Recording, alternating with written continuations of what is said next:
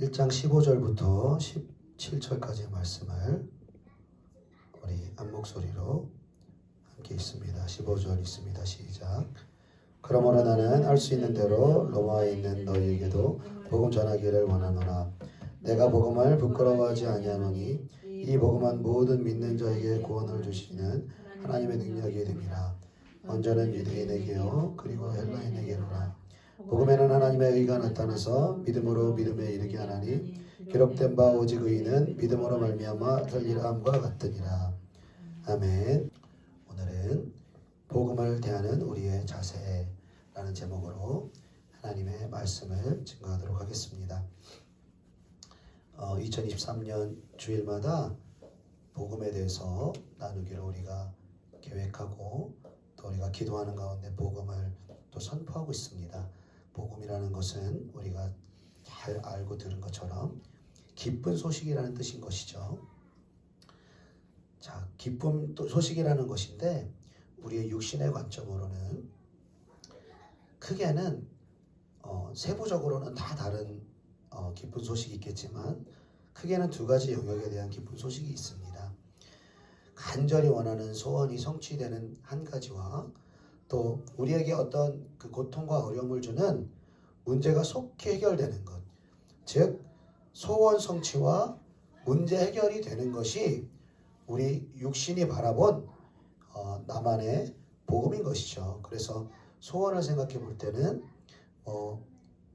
좋은 대학에 입학한다거나 또 취업을 한다거나 또 결혼을 한다거나 출산하는 등의 그 소원이 있을 것이고, 또 문제 해결이라고 한다면 또 질병에 대한 문제나 재정에 대한 문제나 그 관계의 어려움에 대한 문제가 있다는 것이죠. 그래서 소원이든 문제 해결이든 먼저는 나 개인이 이것들을 풀어나가는 것, 그러니까 입학하고 취업하고 결혼하고 출산하고 질병 문제, 재정 문제, 관계 어려움 처리하는 거, 개인이 이것들을 처리하고 소원을 성취하고 그 다음에는 내 자식들이 이러이러한 문제 생기지 않도록 또 이러이러한 소원들 성취되도록 바라는 것이 육의 관점으로 보는 우리의 기쁜 소식이라는 것이죠. 그러나 영적인 관점에서 우리가 보면 하나님이 우리를 바라보신 관점에서 본다면 우리의 가장 기쁜 소식은 영적인 문제가 해결되는 것이라는 것입니다. 우리가 마태복음 9장에 보니까 중풍병자를 고치신 예수님의 이 기사가 나오는데요. 그 네 사람의 그 중풍병자의 친구들이 침상채로 중풍자를 예수님께로 옮기죠. 그래서 많은 사람이 예수님의 말씀을 들었기 때문에 예수님께로 옮기는 것이 불가능하자 이제 그 침상채를 들어서 지붕으로 옮기고 또 그 환자를 내려가지고 그 중풍병자를 예수님 앞까지 인도하는 것이죠. 그랬을 때 중풍병자를 예수님께로 인도한 가장 큰 이유가 무엇이겠습니까? 바로 중풍병자, 이 중풍병을 고치는 것이죠. 못 걷는 사람이 걷도록 하게 하는 것이죠. 이것보다 큰 문제, 시급한 문제, 그리고 이것이 해결되는 것이야말로 이 중풍병자에게 가장 큰 복음이 아니겠습니까? 그런데 예수님께서 이 중풍병자를 바라보시면서 이 중풍병이 치료되는 것에 대해서 먼저 말씀하시지 않고 너의 죄사함을 받아야 한다라고 예수님이 먼저 말씀하시는 것을 볼 수가 있다는 것이죠. 영적인 문제가 해결돼야 된다.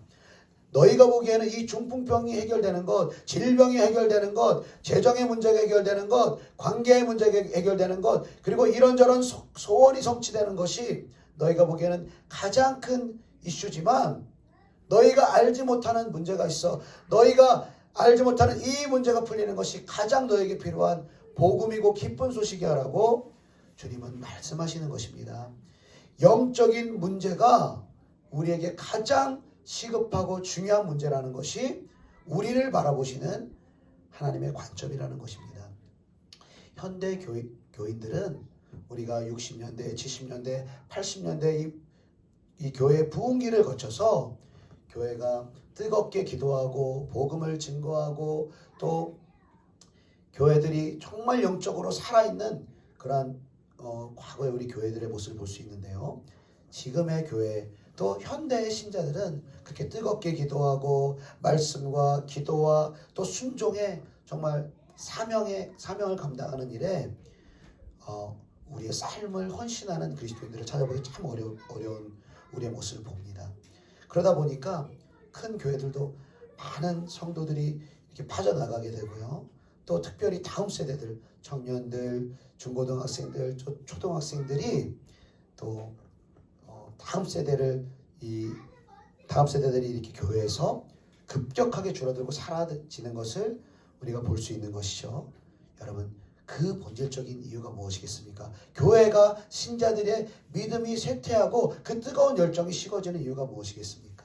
그것은 바로 기독교 신앙은 영혼의 문제, 본질의 문제를 다루는 것인데, 교회가 영적인 문제와 본질적인 문제를 다루기보다는 육적인 문제, 환경의 문제, 보여지는 문제만을 다루려고 하다 보니까 우리 속이 바뀌지 않는 거예요. 근본적인 우리 안에 영적인 문제가 변화되지 않는 것입니다. 환경 문제만 바뀌길 원하고 내 어려운 문제만 해결되기를 바라기 때문에 본질적인 영혼의 문제를 해결하지 못하는 것이죠. 그러니까 영혼의 문제가 해결되지 않다 보니까 점점 내 방식으로, 내 뜻대로, 내 열심으로 신앙생활하다 보면 하나님의 뜻에서 자꾸 멀어지는 거예요. 하나님의 약속에서 자꾸 멀어지는 거예요. 하나님의 계획에서 이탈하는 우리의 모습을 볼 수가 있다는 것입니다. 자, 에베소 2장에 보니까 우리가 불신자였을 때 우리의 상태를 말해주는데요. 너희는 그리스도 밖에 있었고 이스라엘 나라 밖의 사람이고 약속의 언약들에 대하여는 외인이고 세상에서는 소망이 없고 하나님도 없는 자다라고 말하는 거예요. 우리가 예수 믿기 전에는, 거듭나기 전에는 그리스도 밖에 있었고 이스라엘 나라 밖에 있었고 약속의 언약들에 대해서는 외인들이었다는 거예요. 그런데 전에 멀리 있던 우리가 그리스도 예수 안에서 그리스도의 피로 가까워졌다라고 말씀하시는 것입니다. 여러분, 뭐가 가까워졌다는 거예요? 그리스도 밖에서 그리스도 안으로 들어오게 됐다는 것이죠. 이스라엘 나라 밖에서 영적인 이스라엘로, 이스라엘 안으로 들어오게 됐다는 것이죠. 약속의 언약들과 이 성경의 약속과는 상관없는 삶에서 이 약속의 언약 안으로 들어오게 되었다는 것입니다. 그래서 그리스도인의 삶이란 그리스도 안에서 사는 삶이고 영적인 이스라엘로 사는 삶이고 약속의 언약 안에서 사는 삶인 줄로 믿습니다. 그런데 수많은 그리스도인들이 그리스도 바깥에서 노력하며 살아요. 영적인 이스라엘로 우리의 영적 존재를 생각하지 않아요. 우리가 처음으로 생각하는 것은 우리의 조상이 누구자라고 우리가 생각하면 이순신이 우리의 조상입니다. 세종대왕이 우리의 조상입니다. 우리가 이렇게 생각하잖아요.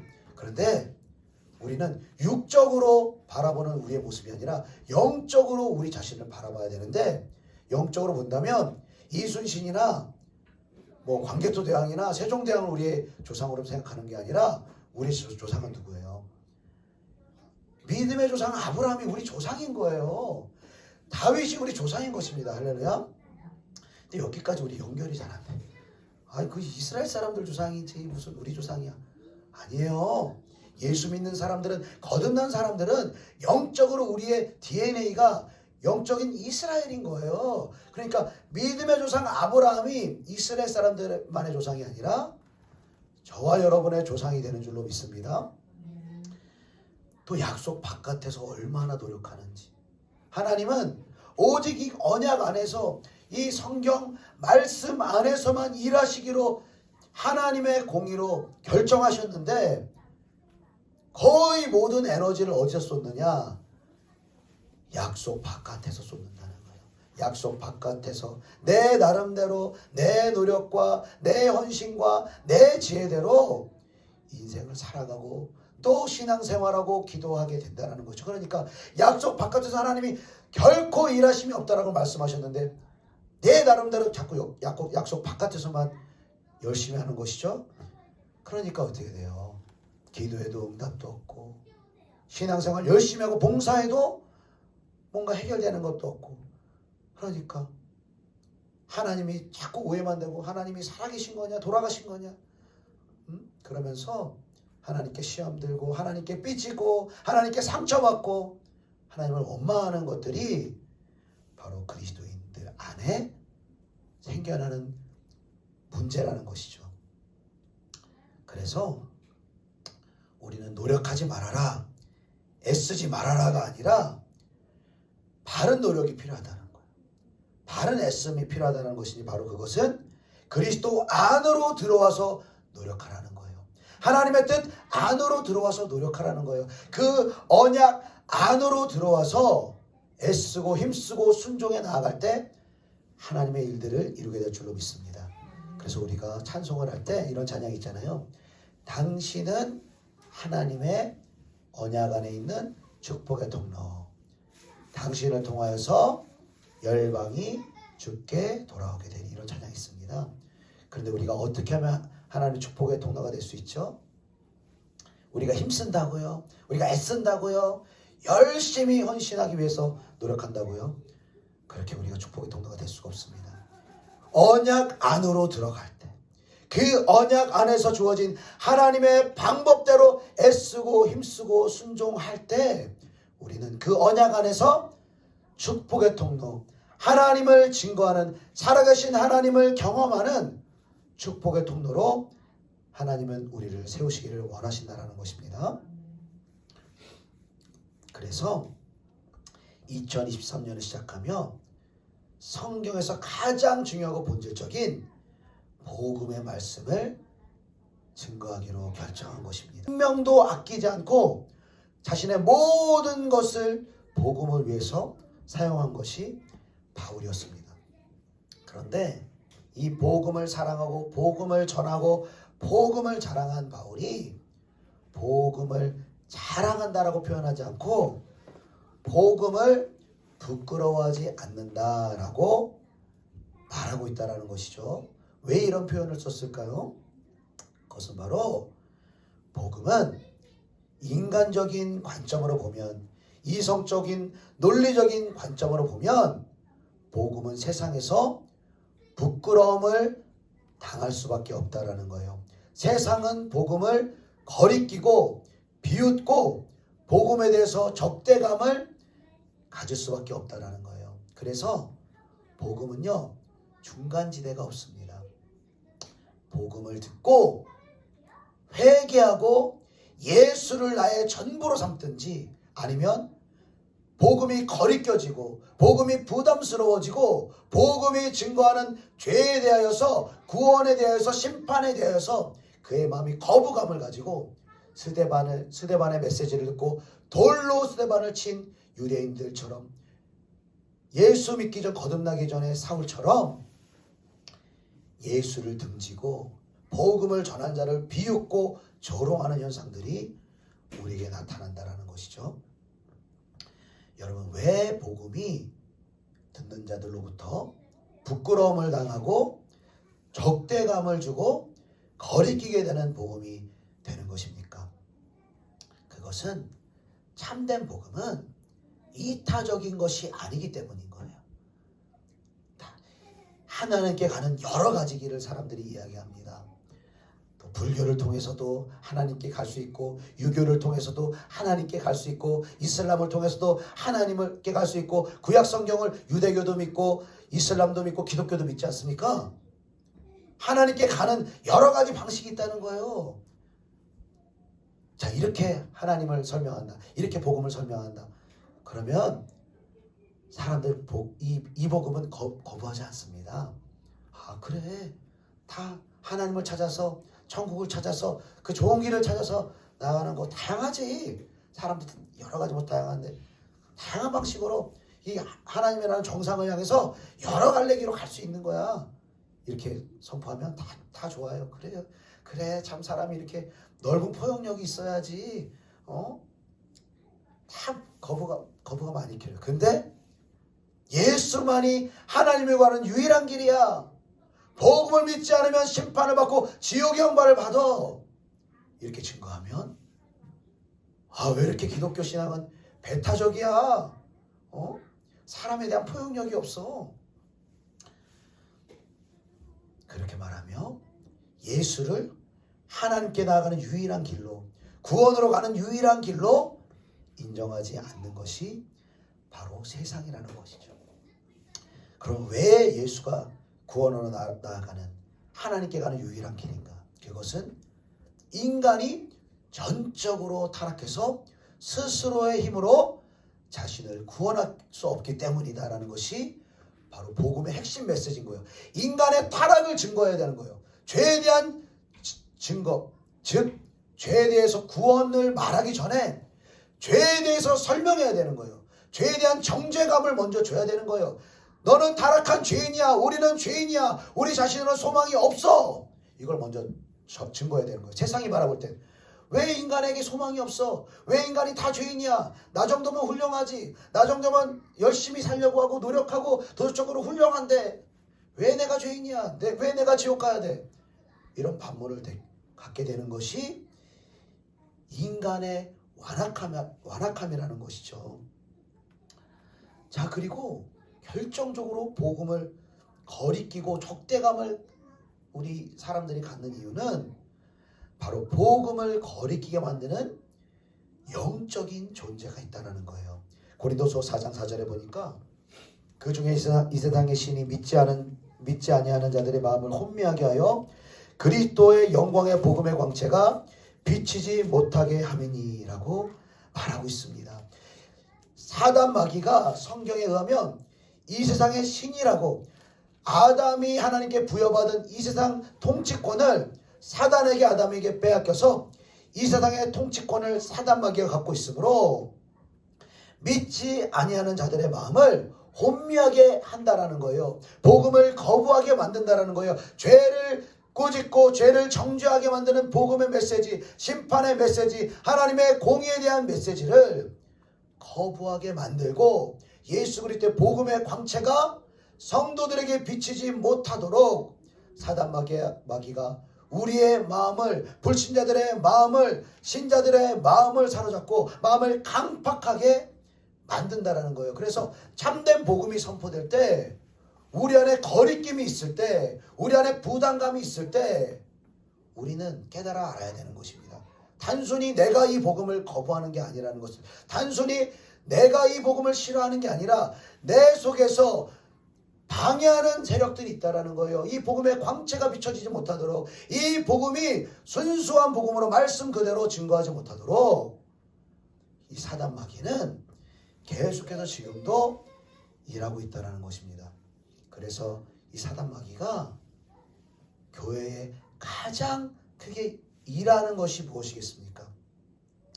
강단에서 예배를 통하여서 참된 복음이 선포되지 못하게 하는 거예요. 복음을 약화시키는 거예요. 사람에게 맞추고 사람의 감정을 다치지 않게 하고 사람의 논리에게 맞게 감동적인 예화를 사용하며 성경과 벗어난, 하나님의 뜻에서 벗어난 축소된 복음이 증거되게 하는 거예요.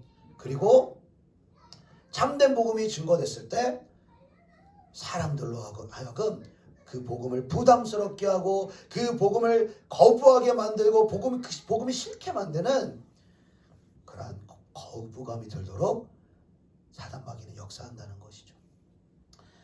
자, 어떤 100명 교회, 1000명 교회 있다고 여러분 가정해 봅시다. 그리고 그 교회 목회자가 어느 날 성경을 읽다가 기도를 하다가 이 참된 복음, 예수 그리스도의 그 복음을 만났어요. 그 복음을 깨닫게 됐어요. 그리고 그동안 목회를 잘못했구나. 내가 참된 복음을 증거하지 않았구나. 내가 참된 복음을 증거하지 않아서 성도들의 삶에 변화가 없었구나. 죄를 이기는 삶이 없었구나. 뒤늦게 깨닫고 이제 참된 복음을 회중들에게, 성도들에게 증거하기 시작합니다. 여러분, 성도들이 좋아할까요? 좋아하지 않을까요? 우리 같으면 참된 복음이요? 목사님 전해주세요. 그 복음이 필요했습니다. 죄를 이기는 복음, 내 안에 영적인 문제를 해결하는 그 복음 필요했습니다. 말은 이렇게 하더라도 실제로 그 복음이 우리에게 증거되면, 우리의 죄가 정죄 당하면, 하나님의 공의의 심판과 지옥을 선포하면 사람들은 싫어하는 거예요. 절대 다수의 사람들이 그 복음 그대로의 메시지를 싫어합니다. 그러니까 목사님을 계속 그 복음을 전하라고 계속 독려하고 축복하고 목사님을 위해서 기도하는 게 아니라, 목사님 왜 이렇게 바뀌셨습니까? 왜 그전처럼 설교하지 않고 그전처럼 쉽게 하지 않고 왜 말씀만 하십니까? 왜 이 어려운 복음, 죄를 정죄하는 이 복음을 전하십니까? 그전으로 돌아오십시오. 이렇게 말하는 것이 우리 교회들의 모습이라는 것이죠. 그러니까 사단마귀가 참된 복음을 증거하지 못하도록 방해하고, 또 복음을 이 성도들이 있는 그대로 복음을 받아들이게 하지 못하므로 사단이 다른 전략을 쓰는 게 뭐냐면, 총체적인 복음이 아니라 피상적인 복음을 증거하게 하는 거예요. 말씀이 입각한 복음이 아니라, 영원에 관한 복음이 아니라 이 땅에서 문제 해결하고 소원 성취하는 것이 복음이라고 가르쳐 주는 거예요. 그것을 가리켜서 갈라디아서에서는 다른 복음이라고 말하고 있어요.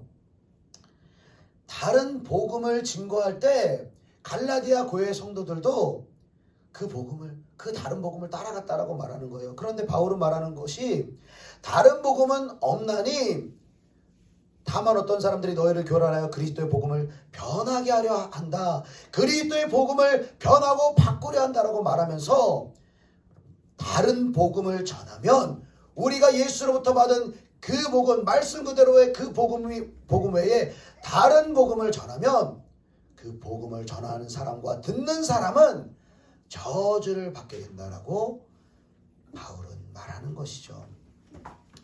여러분, 그 다른 복음이 무엇입니까? 지금 현대교회에게 증거되는 만연해 있는 다른 복음이 무엇입니까? 그것은 우리 인간의 힘으로 노력하라는 거예요. 인간의 힘으로 애쓰라는 거예요. 너 많이 노력하고 애쓰고 너무나 그거 귀한 일이야. 그리고 네가 애쓰고 힘쓰고 열심히 하는 너의 종교적인 열심에 이제 예수만 더 잘 믿으면 돼. 이제 복음만 거기다 들어가면 돼. 그리고 내가 쌓은 탑 위에, 내가 쌓은 이 기초 위에 복음을 살짝 위에다 첨가시키려고 하는 것. 여러분, 이렇게 집 터를 지으면 어떻게 됩니까? 나라는 기초 위에 터를 지으면 어떻게 됩니까? 그것이 바로 모래 위에 지은 집이라는 거예요. 모래 위에 지은 집은, 내 성경에 보니까, 마태복음 7장에 보니까 모래 위에 지은 집을 어떻게 설명하냐면, 내 말을 듣고 행하지 않는 사람이 모래 위에 지은 집이라고 그랬어요. 예수님의 말씀을 들은 사람, 들었지만 행하지 않는 사람을 모래 위에 지은 집이라고 한다면, 듣지도 않은 사람은 어떻게 되는 거예요? 그 말씀을 들은 경험도 없고 들은 대로 하지도 않는 사람은 어떻게 된다는 거예요? 모래로도 집을 지은 게 아니에요. 이 사람은 아예 처음부터 기초가 제대로 되어지지 않아서 조금만 무슨 문제가 생기고 조금만 어려움이 닥치면 반드시 무너질 수밖에 없는 것이 바로 나의 노력과 나의 의지와 나의 최선의 기초 위에 세운 집이 바로 모래 위에 지은 집이라는 것입니다. 자, 또 다른 복음이 무엇이냐면 죄를 드러내지 않는 거예요.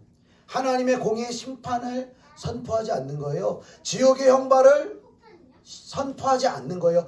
다 천국 간다. 하나님은 너를 사랑하시고 너에게 선한 계획이 있고 예수님을 우리에게 보내주셨기 때문에 그냥 예수님을 믿고 죄사함 받으면 무조건 천국 간다.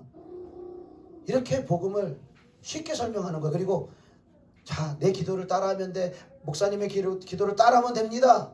그리고 영접 기도를 시켜서 그 기도를 따라하면 하나님의 자녀가 되었습니다. 전국 백성이 되었습니다. 라고 이 구원에 대해서, 천국에 대해서 이렇게 쉽게 축소되어서 사람들에게 맞춘 복음이라는 것이죠. 자, 이렇게 죄인들이 예수를 영접하는 기도를 따라하는 이 축소된 복음을 통하여서 수많은 신자들이 잘못된 구원의 확신을 갖는 거예요. 내가 어떻게 살아도, 삶이 변하지 않아도, 예수를 사랑하지 않아도, 성경대로 순종하는 삶을 살지 않아도 천국에 간다라고 착각하게 된다라는 것이죠. 자, 그런데 사도 바울은 다른 복음을 전하는 자는 저주를 받는다라고 말하면서 갈라디아서 1장 10절에 이렇게 말합니다. 이제 내가 사람들에게 좋게 하랴, 하나님께 좋게 하랴, 사람들에게 기쁨을 구하랴. 내가 지금까지 사람들의 기쁨을 구하였다면 그리스도의 종이 아니니라 말씀하시는 것입니다. 사랑하는 여러분, 하나님이 기뻐하시는 것을 할 때에 하나님은 일하십니다. 하나님이 기뻐하시는 영혼의 문제가 풀릴 때에, 복음을 통하여서 영혼의 문제가 풀어질 때에 하나님이 우리의 삶 가운데 역사하는 거예요. 할렐루야. 그래서 우리가 복음이 선포되는 매 주일마다 우리가 먼저 해야 될 것은 이 강단에 세워진 저를 위해서, 주의 종을 위해서 여러분 간절히 기도해 주시기를 부탁을 드립니다. 여러분에게 맞춘 복음을 전하지 않도록 기도해 주십시오. 축소된 복음은요, 능력이 없어요. 사람들에게 맞춘 복음은요, 능력이 없어요. 여러분, 로마서 1장 16절에 내가 복음을 부끄러워하지 아니하노니 이 복음은 모든 믿는 자에게 구원을 주시는 하나님의 능력이 된다고 말씀하세요. 이 복음이 언제 믿는 자에게 구원을 주시는 하나님의 능력이 되냐? 하나님이 기록하신 그대로, 예수님이 증거하신 그대로, 사도 바울이 증거한 그대로, 성경이 증거한 그대로 여러분 대언하는 것이 복음의 능력인 거예요. 복음을 인간의 임의로 축소시키고 인간의 감정을 상하지 않게 하기 위해서, 인간의 논리에 맞게 하기 위해서 복음을 축소시키고 복음을 변형시키고 인간의 상황에 맞게, 인간의 문화에 맞게, 인간의 감정에 맞게 복음을 타협하면 그때부터 이 복음은 사람을 구원하는 능력을 상실하고 사람을 변화시키는 능력을 상실하는 말뿐인 복음, 전혀 우리의 삶에 진정한 기쁨이 되지 못하는 껍데기인 복음이 될 수밖에 없다라는 것입니다. 그래서 복음은 설득하는 것이 아니라 성령의 능력을 가지고 간절히 기도하는 가운데, 복음을 듣는 회중을 위해서 간절히 기도하며 눈물로 그들을 위해서 기도하는 가운데 복음은 있는 그대로 선포되어지는 것입니다. 할렐루야. 그 복음을 여러분 누구에게 먼저 전해야 되냐면 불신자에게 먼저 전해야 되는 게 아니에요. 여러분, 로마서 1장 15절 말씀 우리가 같이 읽어볼까요? 로마서 1장 15절 말씀 같이 있습니다. 시작. 그러므로 나는 알 수 있는 대로. 아멘. 사도 바울은 로마에 있는 로마 교회 성도들에게 복음을 전하기를 원했는데요, 이 로마에 있는 성도들은 성도로 부름을 받았다라고 말씀하고 있고, 그들의 믿음이 온 세상에 전파될 만큼 칭찬받을 만한 믿음을 가지고 있었어요. 나름대로 기도하고 있었고, 나름대로 하나님의 말씀대로 살려고 애쓰고 있었고, 나름대로 다른 사람들이 보기에는 신앙생활에 열심을 내고 있는 사람들이 바로 로마 교회 교인들이었어요. 그러나 사도 바울은 그 로마 교회 교인들에게도 다른 그 무엇보다, 다른 그 어떤 진리보다 복음의 진리를 전하기를 원했다라는 거예요. 불신자들에게 먼저 전해져야 될 복음이 아니라, 복음을 수없이 듣고 복음에 대한 단어가 익숙함에도 불구하고 실제로는 그 복음이 나에게 복음되어지지 않는 영혼의 문제를 여전히 풀지 못하고 있는, 죄의 문제를 여전히 풀지 못하고 있는, 본질적인 문제를 여전히 풀지 못하여서 여전히 육신에 속한 문제, 환경에 속한 그 문제만을 풀기만을 전전긍긍하는 수많은 그리스도인들, 수많은 신자들에게 먼저 복음이 증거돼야 된다는 것입니다. 그렇게 복음이 신자들에게 증거돼서 복음으로 예수를 만나면 여러분 신자들의 삶이 그때서야 변화되는 것입니다. 내 노력으로 바뀔 수 없고 내 노력과 내 최선으로 내 환경을 바꿀 수 없던 사람들이 영혼의 문제를 풀어가시는, 내 내면의 문제를 풀어가시는 하나님의 놀라우신 능력인 복음의 역사가 우리 가운데 역사되어질 때 여러분 그 복음의 역사로 말미암아 우리 영혼의 문제를 풀어나갈 때 하나님은 두 가지 일을 하십니다.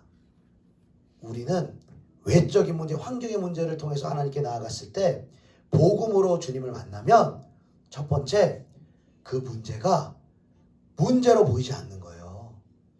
이 문제 풀지 않으면 나는 죽을 것 같았는데, 이 문제가 너무나 고통스러운 문제였는데, 이것이 아니면은 내 인생이 끝장날 것 같았는데 더 큰 문제를 해결하고 나니까 더 이상 이 문제가 문제로 다가오지가 않는 거예요. 할렐루야. 그래서 복음을 만나면 많은 경우 내가 생각했던 문제가 아니게 되면서 문제가 자연스럽게 없어지는 거예요. 그리고 여전히 그 문제를 풀어야 한다라면, 정말로 그 고통의 문제를 풀어야 한다라면 이제는 그 문제를 내가 푸는 게 아니에요. 내 힘으로 전전긍긍하며 힘들어하며 고생하며 그 문제를 풀어가는 게 아니라 나를 복음으로 만나주신 나의 아버지 되시는 그 이 언약 안으로 들어가서 이 언약에 약속되어 있는 모든 약속을 복음을 통하여서 우리에게 분명히 이루시는 그 하나님께 그 문제를 맡겨드리는 거예요. 그리고 하나님이 이제는 그 문제를 풀어가십니다. 그 언약을 이뤄가십니다. 할렐루야. 이 복음의 비밀을 저와 여러분들이 깨달을 수 있기를 축복합니다. 여러분, 이 말씀을 선포하는 주의 종을 위해서 간절히 기도해야 된다라면 이 말씀을 받는 저와 여러분, 내 영혼을 위해서는 여러분 더더욱 기도해야 하는 것입니다. 내 영혼을 위해서, 그리고 함께 이 메시지를 듣는 내 가족을 위해서, 우리의 성도들을 위해서 여러분 눈물로 기도해야 하는 것입니다. 이 복음은 기도를 통해서, 성령의 능력을 통해서만 역사될 수 있는 거예요. 이 복음을 거리끼게 만드는 사단마귀의 역사를 깨뜨리고 성령의 능력과 기도의 눈물을 통하여서 하나님이 역사하게 해야 하는 것입니다. 사랑하는 여러분, 2023년 가장 중요한 일이, 우리에게 가장 중요한 일, 우리가 가장 해야 할 일이 무엇이냐면 복음을 옳게 이해하고 영적으로 깨닫는 것, 복음을 통하여서 예수 그리스도를 생명으로 만나는 것이 우리의 올 한 해 가장 중요한 일이고 가장 사활적으로 우리가 염두해야 될 일이라는 거예요. 여러분, 이 복음으로 나아가는 길이요 결코 쉬운 건 아니에요. 쉬운 건 아니에요.